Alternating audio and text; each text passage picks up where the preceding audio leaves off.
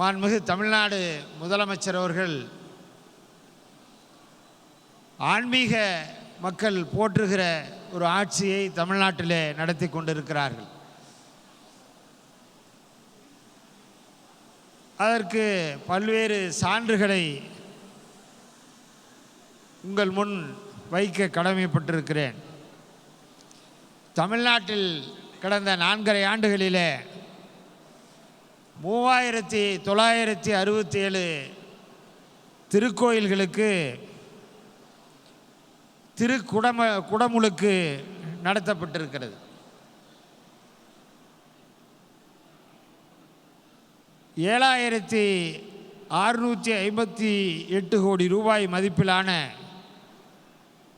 திருக்கோயில்களுக்கு சொந்தமான நிலங்களெல்லாம் இன்றைக்கு மீட்கப்பட்டு திருக்கோயில் நிர்வாகத்தினரம் ஒப்படைக்கப்பட்டிருக்கிறது. 1000 ஆண்டுகள் பழமையான திருக்கோயில்களின் திருப்பணிக்காக சுமார் 430 கோடி ரூபாய் நிதியினை மாண்புமிகு தமிழ்நாடு முதலமைச்சர் அவர்கள் ஒதுக்கி தந்திருக்கிறார்கள்.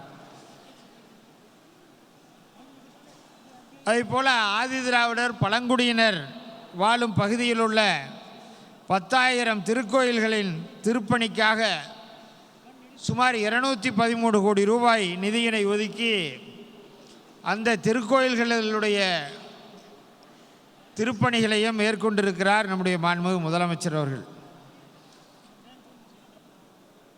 அதேபோல் 19 திருக்கோயில்களின்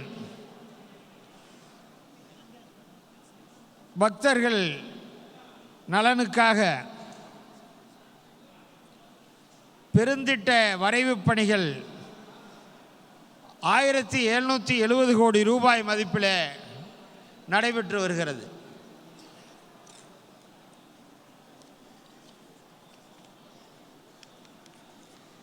அதேபோல் தமிழ்நாட்டில் திருக்கோயில் நிர்வாகங்களின் சார்பில் இலவசமாக திருமணம் நடத்தி வைக்கிற அந்த திட்டத்தினையும் மாண்புமிகு தமிழ்நாடு முதலமைச்சர் அவர்கள் நிறைவேற்றி வருகிறார்கள். தமிழ்நாட்டில் சுமார் 800 திருக்கோயில்களுக்கு அன்னதான திட்டத்தினையும் மாண்புமிகு தமிழ்நாடு முதலமைச்சர் அவர்கள் நிறைவேற்றி தந்திருக்கிறார்கள். சுமார் 2400 திருக்கோயில்களின் குளங்களை எல்லாம் புனரமைக்கிற திட்டத்தினையும் மாண்புமிகு தமிழ்நாடு முதலமைச்சர் அவர்கள் நிறைவேற்றி தந்திருக்கிறார்கள். அறநிலையத்துறையின் சார்பிலே அறுபடை வீடு ஆன்மீக பயணம், காசி புனித ஆன்மீக பயண திட்டம், அதேபோல் 70 வயது பூர்த்தியடைந்த ஆன்மீக ஈடுபாடு கொண்ட மூத்த தம்பதிகளுக்கு சிறப்பு செய்தல் திட்டம், இப்படி நிரம்ப திட்டங்களை மாண்புமிகு தமிழ்நாடு முதலமைச்சர் அவர்கள் நிறைவேற்றி கொண்டிருக்கிறார்கள். இன்றைக்கு நம்முடைய பார்த்தசாரதி சுவாமிகள் அவருடைய பெருமுயற்சியினால் அகில இந்திய ஐயப்ப பக்தர்கள் மாநாடு வெற்றிகரமாக நடந்தேறி இருக்கிறது. இந்த மாநாட்டில் கலந்து கொண்டிருக்கிற ஐயப்ப பக்த பெருமக்களை எல்லாம் வாழ்த்தி, அதேபோல் மேடையில் அமர்ந்திருக்கிற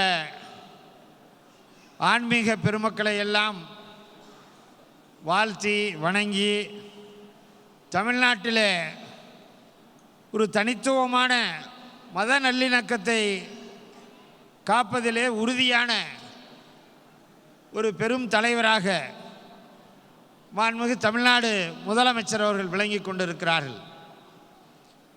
மத நல்லிணக்கம், மனிதநேயம், எல்லோரும் சகோதர சகோதரிகள் என்கிற உணர்வோடு ஆன்மீக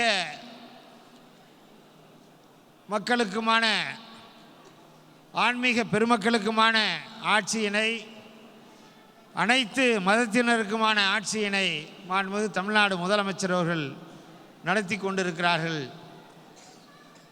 எனவே இந்த மாநாடு வெற்றியடைவதற்கு